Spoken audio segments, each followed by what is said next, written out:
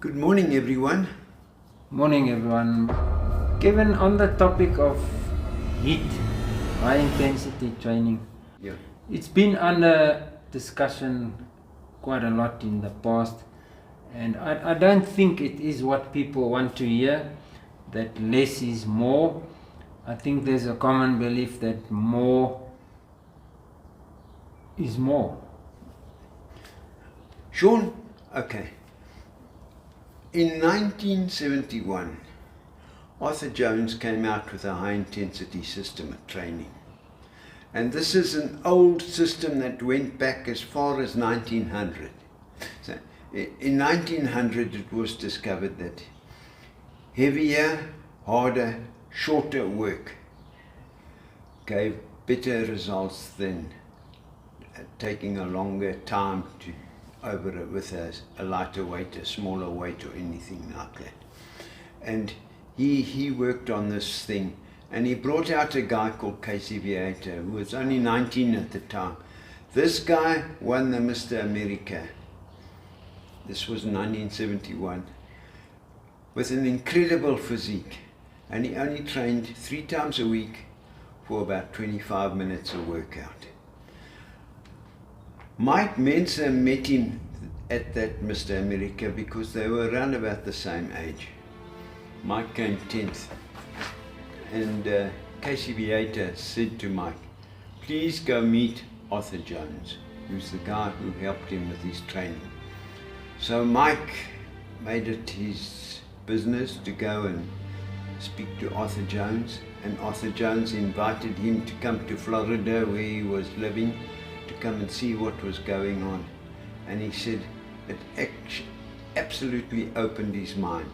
Mike was keen on winning the Mr. America, and what Arthur Jones told him and that about shorter workouts, harder workouts, he unfortunately went and hurt himself. He hurt his shoulder, so he retired from competition for a few years until his shoulder came right. In 1976, after training just 30 minutes, 3 times a week, he won the Mr. America competition. He went on to compete in the Mr. Universe or World Championships, which was in Canada. And Johan Bester, who was chairman of the South African Bodybuilding Association, had taken over a team of South African guys to this contest.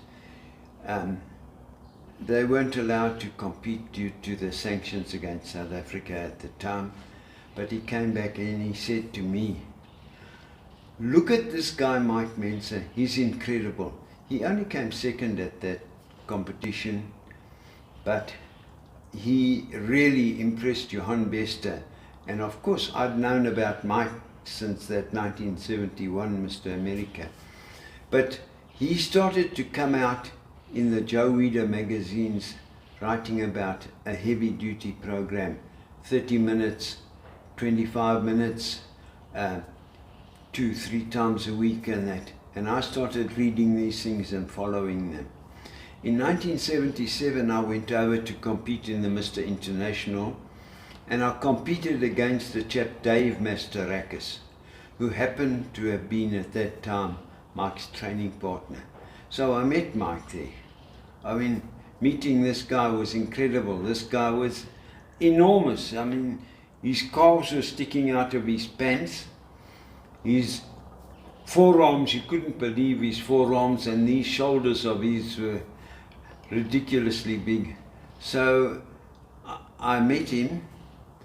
In 1978 I went over to America again, but this time we spent 2-3 weeks over in Santa Monica, training, getting ready for the competition. And there was Mike training in Gold's Gym at the time.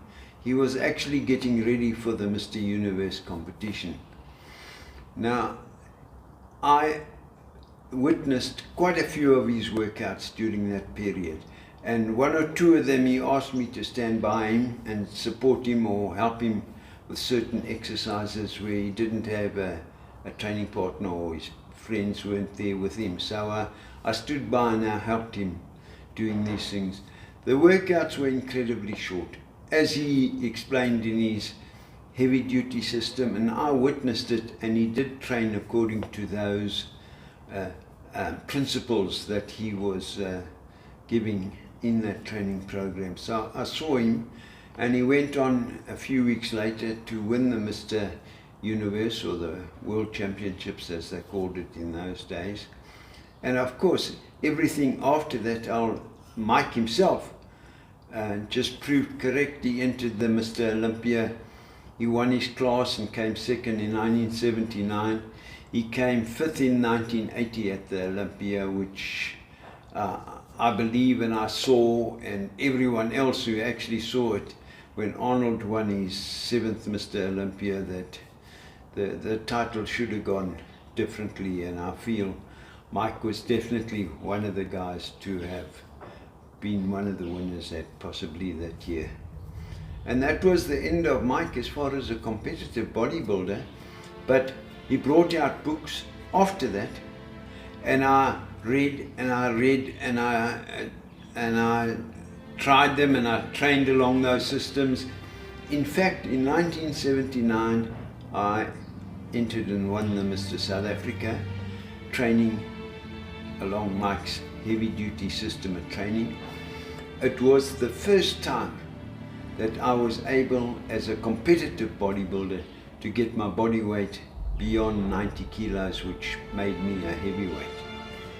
And so that was how I started with the heavy duty system of training, which I've been training right up till this time. The science of exercise is such. You have two forms of exercise. You have anaerobic exercise, which is weight training, which is what people do to strengthen their body, build muscle, build speed, all this sort of thing. That comes from anaerobic, which is weight training exercise. The other form of exercise you have is aerobic exercise, which is your long distance running, your bike riding, all the dance exercises that people try and do for fitness and that. Yes, you will develop a standard of fitness with those exercises, but with weight training exercise should be developing strength and power and muscle with it. And this comes from not only Mike Mentzer, Arthur Jones, down the line, 1900, as I explained earlier. Anaerobic exercise consists of three things. The first one is intensity of effort. And intensity of effort means the effort a person puts in the gym here to push his muscle to their extreme failure, or as far as they can go. The next thing is the shortness of the workout. A person's body has only a certain amount of glycogen or sugar in the muscle in that, and it's the sugar or the glycogen that is what is needed for a strong workout. So that is the fuel. That's the fuel that you use when you're training with heavy weights and that. And the third principle of it is a rest after exercise. And what happens after exercise? You still have to recover from your workout, and only once you've recovered from your workout does your body start building up the muscle, the strength, and all that sort of thing. That only happens once you've recovered from your workout. And that recovery takes quite a few days to come about. So it doesn't happen immediately. And people who think you just go home and have a sleep and you've recovered for the next workout, it doesn't work like that. Your whole body needs a rest and recovery. Sean, that's it in a short summary for us. Yes. Yes. You also mentioned that you at some stage competed with Ray Mentzer. I didn't compete with him. Ray entered in the Mr. International, which was the forerunner to the Mr. Universe, which I entered in, the professional Mr. Universe 1980. Ray was taking part in the Mr. International, which was just before the Mr. Universe, but we spent time together chatting in the change room. He was even bigger than Mike. I don't think he quite had the polish and the finish of Mike's physique, but he was a big man. I mean, 250 pounds in competitive shape at about 5'11" or so. He was a big guy, yeah. And strong too. Apparently he was far stronger than Mike ever was. You talk about 900-pound squats and things like that. And did they train together, or yes, at least based on the same principles? Of course, Ray was a disciple of his brother Mike. And something else that was said about Mike is, who has he ever trained in his life who was something with the weight training and the bodybuilding? He did train Dorian Yates when Dorian Yates won the Mr. Olympia competition, and that in itself is an advert far beyond anything beyond being a coach of someone like Dorian Yates. And Dorian Yates actually listened to Mike, and Dorian Yates is also of course a disciple of the high intensity training and trains along those lines even today. You had David Paul, who was one of the Barbarian brothers, also a monster guy. He couldn't make any progress in his training until he came and spent time with Mike, and he started making progress once more. You had a fellow called Aaron Baker, who won incredible competitions. He went from 190 odd pounds up to 250 odd pounds with Mike training him, heavy duty system of training. Mike said he never had a workout without an improvement on his previous workout as far as weights used or anything like that. He made constant improvement in the weights. I mean, this guy was doing 675 pound incline presses, which is a ridiculous amount of weight in that. And well, he won a lot of the contests he entered in. David Darth, or Dirth, one of the also, and a couple of the actors and that, all trained with Mike. I mean, you can't get away from his brother. Casey Viator too, in later years, came and trained with Mike, and Mike helped him get ready for the 1982 Mr. Olympia, where he came third to Chris Dickerson, who won. So these guys, Mike wasn't a stupid guy, was highly intelligent.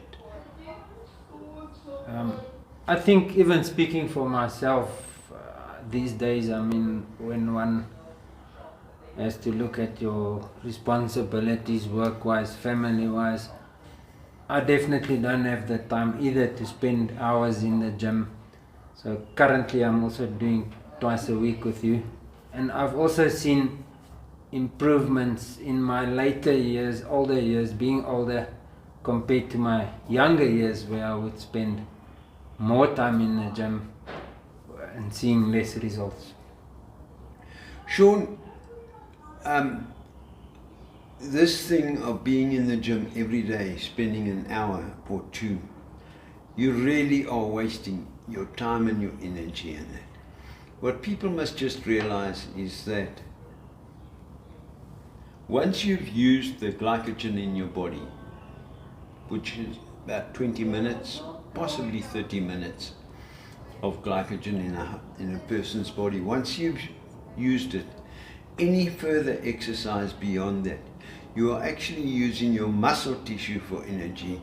I think the unfortunate concept or idea that in people's minds is that they think by training longer and spending more time in the gym that they are burning their fat. And they're not. They're burning, they're using their muscle tissue. Your body, and this comes from doing aerobic exercise too. People believe that you're losing fat by doing aerobics, and that you're not. You're burning muscle tissue long before you start using your fat as energy for the body. A person is born with a certain number of muscle fibers in a cross section of your muscle. You're born with that, and you will die with that, unless, of course, unfortunate muscle accidents or injuries or anything like that.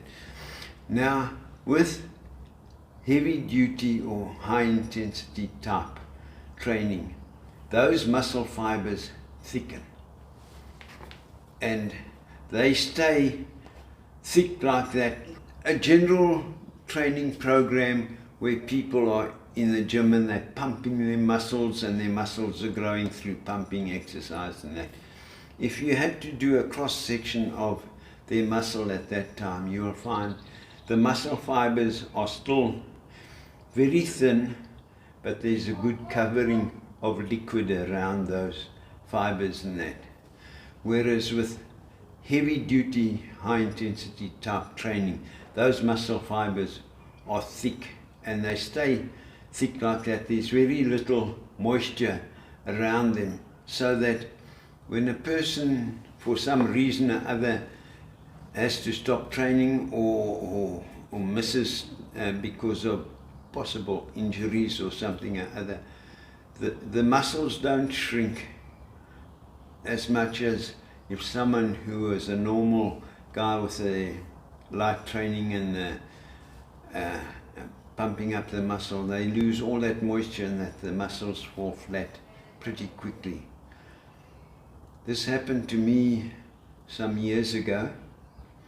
I had a knee injury, and the doctor operated, and he had to connect up muscle tissues to my knee, and he said to me, never again will I be able to train my legs, squats and all this sort of thing, and was threatening all sorts of things, knee replacements, all this sort of thing. And after about 3 months, when he took the cast off, he said he can't believe that the muscle had stayed thick like that all this time. He couldn't believe it. He says, yeah, look at that. Most other people, their muscles would have shrunk to nothing after the operation, but mine stayed thick like that. So he sent me off to go and do squats again, which he said to me, never in my life would I ever be able to squat. So he actually said, no, go do squats. Try some squats, and I landed up breaking records in the powerlifting with the squats after that. So, so there it goes in. And I haven't had any knee replacements or anything as such. This is how long ago? 25 years ago. 25, good years, yeah. So. Okay, interesting. We hope you enjoy the discussion. Please feel free to comment. We always like to see your comments, and maybe ask us some questions, what else you would like to know. Thanks for watching. Till next time, Think muscles.